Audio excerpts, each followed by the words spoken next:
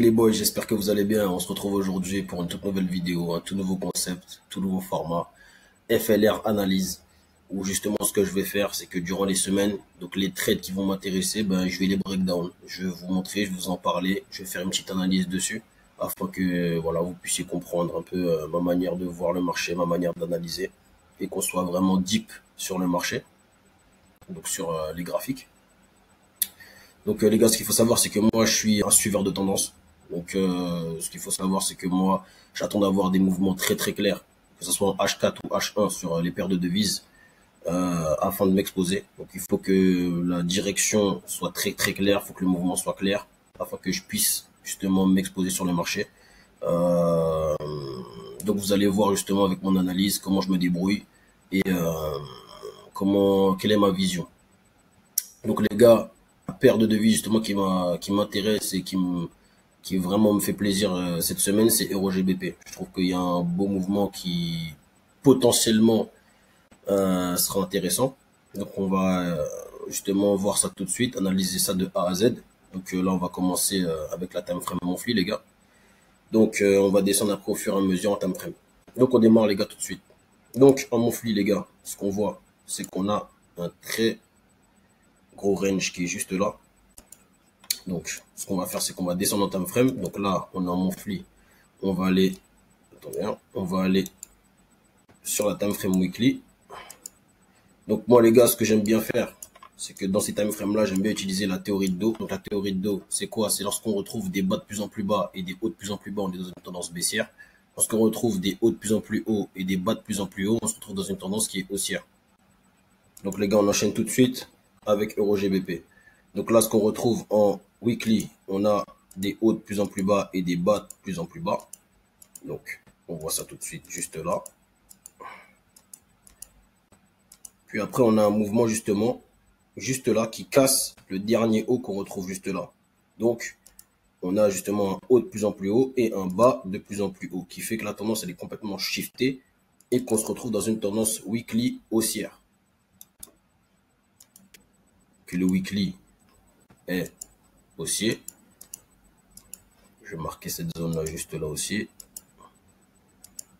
Et vous inquiétez pas les gars, on va revenir sur les concepts au fur et à mesure du temps. Là, c'est la première vidéo. Je vous montre un peu comment je break down. Et puis, au fur et à mesure des vidéos, avec les commentaires aussi les gars, n'hésitez pas à me dire ce que vous en pensez. Je vais pouvoir disséquer les choses, pouvoir vous expliquer au fur et à mesure du temps. Donc les gars, comme je disais en weekly, pour moi là, on est haussier. Je vais descendre dans les time frames. Et là, le mouvement qui va nous intéresser, et qui sera hyper intéressant, ce sera ce mouvement-là, là, cette bougie-là. Là. Je vais regarder ce qui se passe dans cette bougie-là.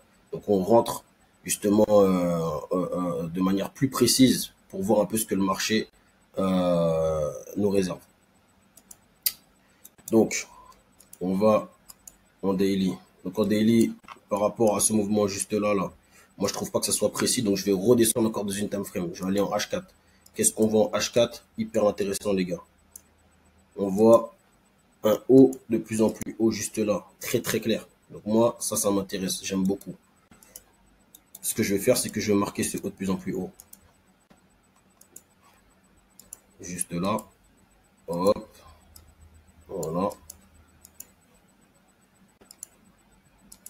Voilà les gars. Donc là, on a un très bon mouvement H4 haussier que j'aime beaucoup, que je trouve très très clair.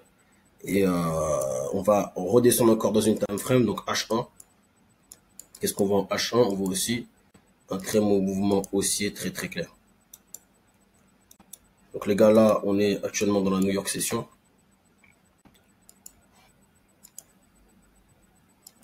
Donc, on a plusieurs scénarios qui s'offrent à nous. Premier scénario, les gars. Donc en H1, comme je vous ai dit, on est haussier. Ce que je vais attendre, et ce que vous connaissez déjà, vous savez, pour certains que j'aime beaucoup utiliser le Fibonacci. Ce que je vais attendre, c'est que au minimum, pour ce mouvement H1, on va augmenter un peu pour que vous puissiez bien voir.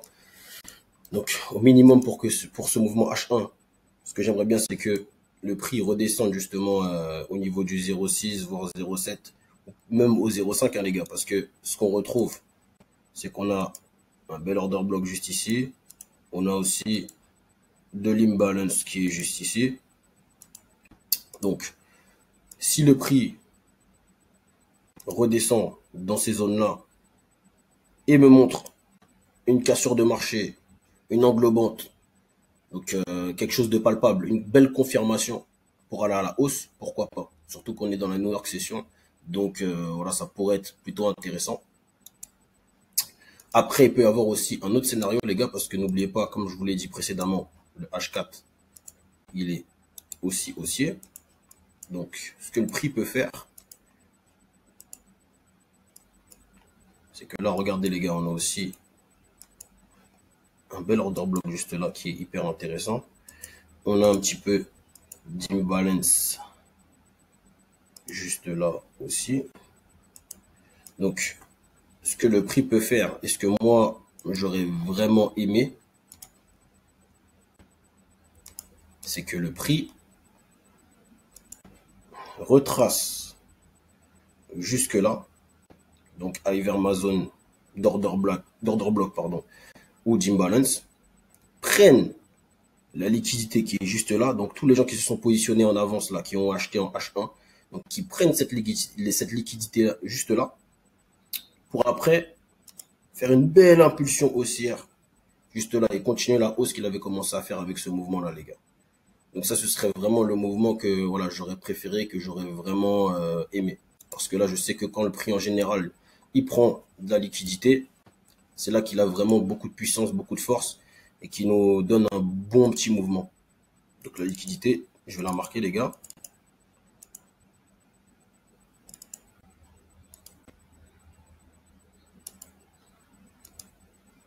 Donc voilà, les gars. Donc là, c'est vraiment la liquidité que moi, j'aurais aimé que le prix, j'aurais aimé que le marché prenne. Donc vraiment, comme je vous l'ai dit, qui redescendent, qui prennent la liquidité. Donc les gens qui sont positionnés juste là se fassent sortir. Que là, le prix retrace dans la zone d'order block ou d'imbalance, nous fasse une belle cassure de marché, voilà, une belle confirmation qui nous pousse justement à nous de s'exposer à la hausse. Et puis regarder après, observer un peu ce que le marché nous réserve. Donc les gars, voici mon analyse sur EuroGBP. J'espère que ça a été précis. Si vous avez des questions, les gars, n'hésitez pas.